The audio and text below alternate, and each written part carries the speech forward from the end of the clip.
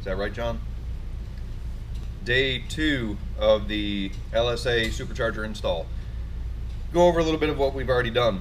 We've pinned the crank, put the bracket, the front drive on the engine, did our wiring. Then I have to do other stuff like remake the upper radiator hose. I don't have an ice tank right now for the intercooler system, so I don't know if I'm going to hook it up and just run it through the heat exchanger, or I might wait a couple days until I get a tank and then I'll just do it all at once. Ladies, if you come home and your husband has this out in the garage, turn around and walk away slowly. It's not good. What is that? Alright, so we got the blower pretty much prepped and ready to go on. We got the snout on with the Lingenfelter hub so I can run a 255 upper pulley. Got our bypass valve. John has the pulley. And we're using the evap solenoid just to plug a hole right now, and a spare map sensor to plug this hole as well. So I'm going to put the stock Z01 injectors in it real quick with the new fuel rail, and then we're going to set this blower on and see what it looks like.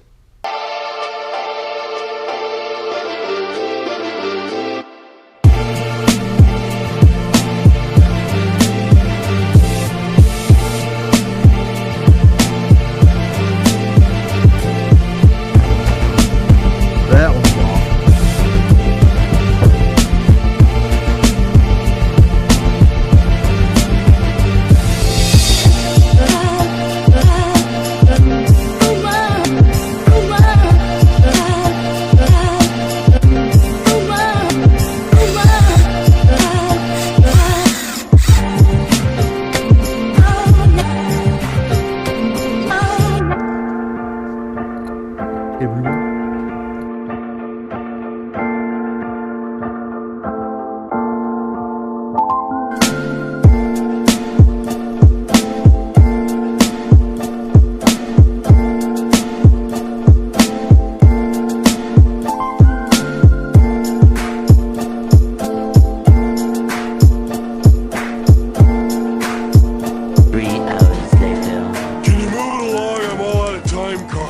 Now the lid is just sitting up here to cover up the massive hole on top of the blower.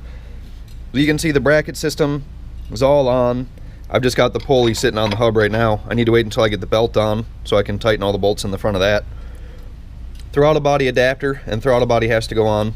And these are the wires for the throttle body. You'll see I'll have to extend those too. Really, I think I'm in the short roads now. I've got just stuff to plug in, you know, nuts and bolt kind of stuff. Make sure that the belt fits and all that. And then after I get all that done, we need to do the fuel system. So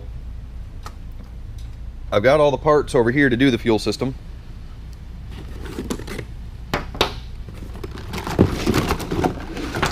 All the fittings and stuff, adapters that I need. Fuel pressure regulator. So what I'm going to start with is getting everything else bolted on that bolts on, and then we'll start making lines and stuff like that. Okay, so I'm working on the upper radiator hose right now. This is the original upper radiator hose right here. It used to run across the top of the radiator and then come in at a 45 to the water pump. You can see now our water pump outlet comes out towards the fender instead of towards the headlight. So what I did is I cut the hose, and what I'm going to do is piece together something so that it wraps around the outside of this tensioner, and then I can extend it and go back into the original hose. So I've got the other side of the hose here that I'm going to put down on the water pump, like this.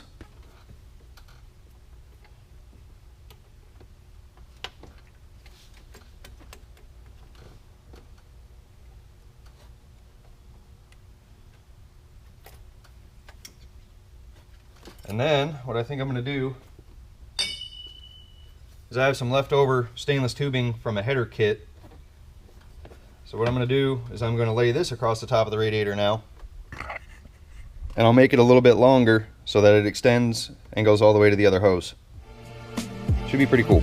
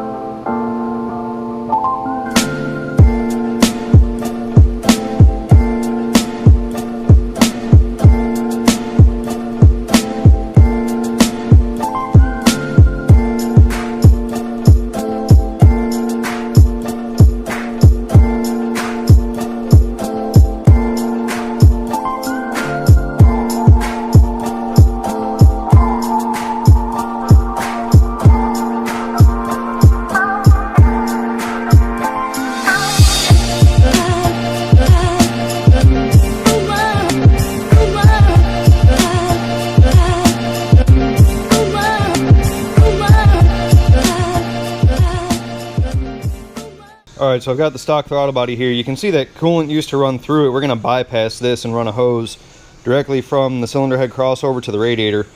And we've got our O-ring and our adapter bracket. So this throttle body is pretty small, especially for the power I'm trying to make. But I've yet to find a really good replacement for it that's a bigger diameter. I'd like to go at least 90 millimeters. So I'm still looking for that. For now, this adapter plate was cheap, so we'll throw this on there and it should work fine. So while the upper radiator hose is cooling, I put the throttle body on and the throttle body adapter. It's close, but it fits. It's close on the bottom side here too. And I got the belt on, got my blower pulley on. This is a 255 upper from Lingenfelter. So what I'm going to do, while the upper radiator hose is cooling, I'll extend my throttle body wires, and I'm going to bring them around the back side of this evap solenoid and plug into here. That way they're nowhere near the belt. Stretchy. After that, I'll get the upper radiator hose on. I'll put the lid on the blower and we'll start doing the fuel system, making moves. Throttle body is plugged in. You can see it's real close to the blower pulley, so I zip tied it to itself, ran it around the evap solenoid, then it goes back to the main harness. I also put one of my PCV lines in. This goes from the valve cover to the blower snout. The other valve cover is going to go to the cold air intake when I build it. I don't have the stuff to do it right now, so of course that'll come later too. So what I'm going to do is I'm going to sand the upper radiator hose so it looks a little bit better. After I do that, it is going to be time to put the lid on.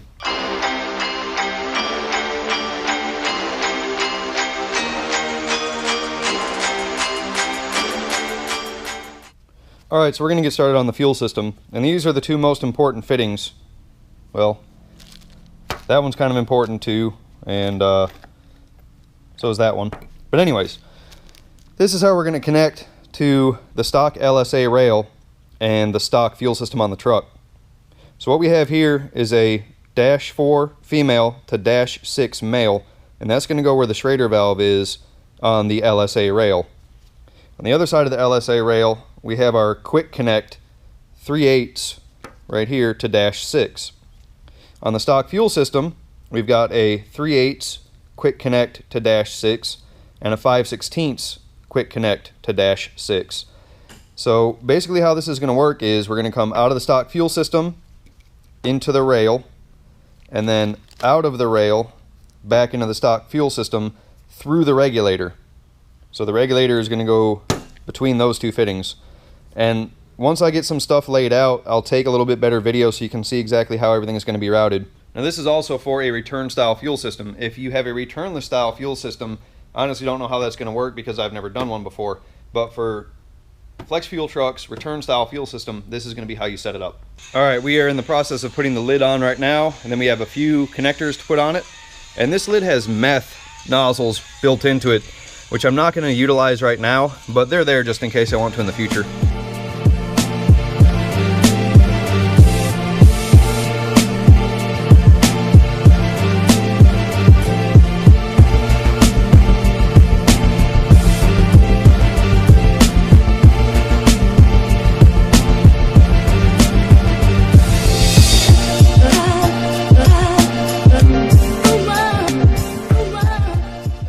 Alright, starting on the fuel system. So what we have back here is our two original lines. Now I've put the adapters in already, so they're -6 on both sides. The silver is going to be the return, black is the feed. I need to mount the regulator somewhere, and I think right off the corner of the blower here is going to be a good spot for it. I'm only utilizing 2 of the ports on this because it's just going to be in line in the return. So it's going to feed into this side and return out the bottom. And then the pressure will be adjustable too. I'm going to put a gauge on the front so I can tell what it is. But I think mounting it right here on the corner of the blower is going to be a good spot for it. Okay, we've got the regulator mounted on the front of the engine. This is going to be from the rail, and then on the bottom side is going to go back to the return line on the side of the blower there. And what I need to do now is come over here and catch the main feed to the rail on the blower.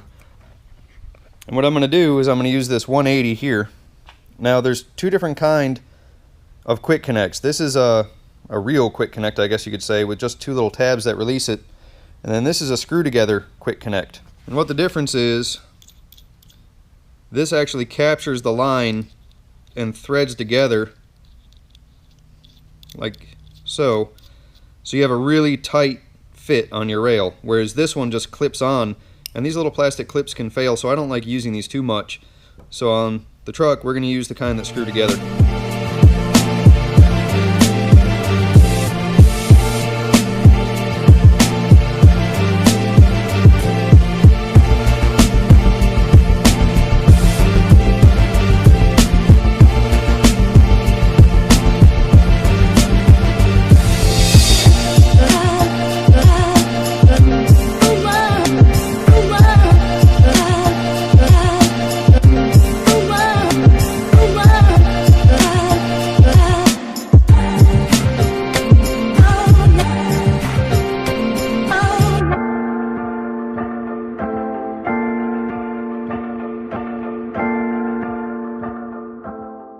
Alright, I got the fuel lines on. You can see I've got the 180 at the back of the rail there. That goes all the way around the blower to the feed line from the fuel pump. I had to move the meth stuff up a little bit so I could fit this huge contraption on here.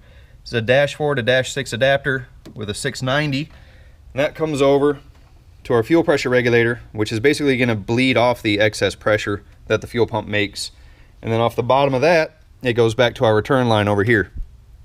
I've got those P-clamped to the back of the blower. This is bolted to the blower, and then there's a few zip ties that hold the fuel lines as we go around.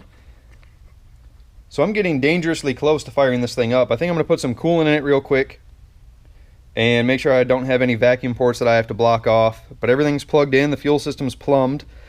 Chris, our tuner up here at RPM, built me a tune for this that I have to upload, and it runs on speed density, which basically means it uses throttle position and the map sensor to run. It doesn't have to use the mass airflow. And if we can tune it like that, I would really enjoy it, because what I want to do is I want to build a cold air that comes over here towards the battery instead of having to loop all the way back around and go to the air filter over here. Because if I get rid of the air filter here, I can put an ice tank here instead of trying to shove it back in the corner next to the firewall. So like I said before, I don't have everything to finish the heat exchanger system, but if I can get this thing running and at least moving under its own power, that would be a good accomplishment for the weekend.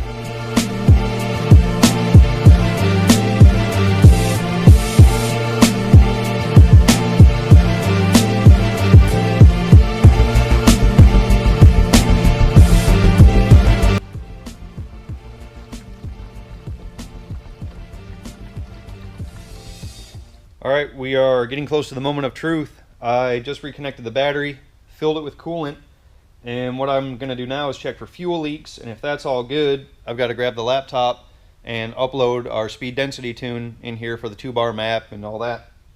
And then we'll try to fire it up. So fingers crossed everything works good. Being that I do this for a living, I usually don't have any problems, but stuff always happens. So I'm going to key it up a few times, check for leaks, and then I'll grab the laptop and then we'll try to fire it up. Alright, I have a small leak at that fitting, so I'm going to grab a couple wrenches and try to tighten it up. Hopefully that's all it is.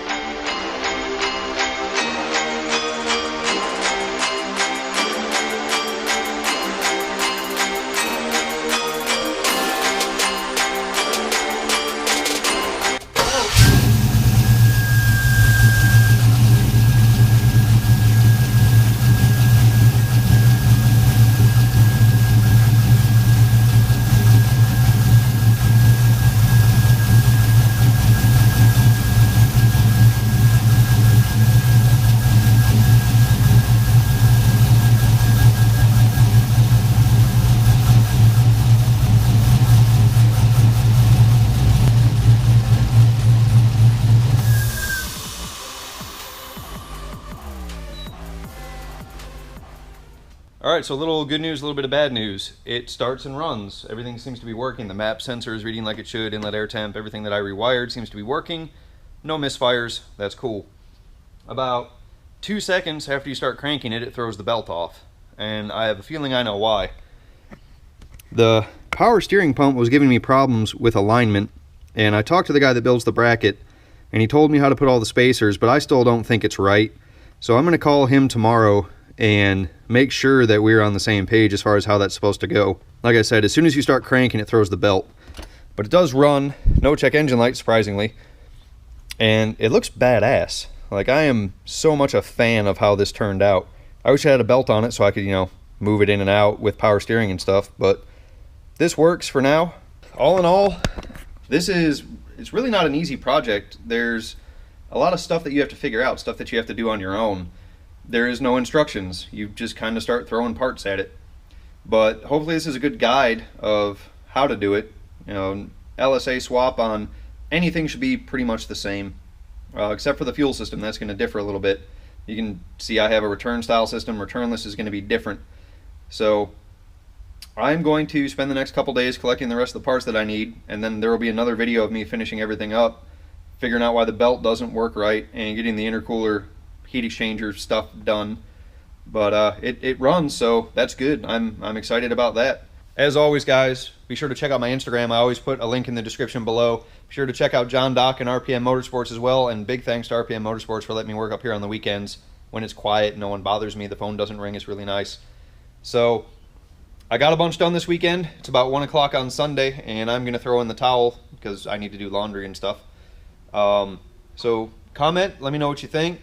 Be sure you like this video, and always subscribe to the channel. I need more subscribers. Going for 5K real soon. Thanks for watching.